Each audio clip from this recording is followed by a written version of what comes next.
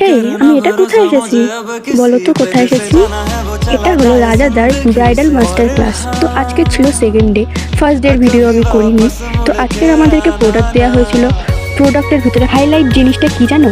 আমার মনে হয় আমার কাছে হাইলাইট জিনিস বলতে আই প্যালেট। আর এখানে আমাদেরকে দেওয়া হয়েছিল আই ম্যাজিকের কালার প্যালেট। আর সেকেন্ড হলো ফাউন্ডেশন, এটা ফরএভারের দিয়েছিল। আর থার্ড হলো ব্রাশ। এই যে রাজাদা চলে এসেছে।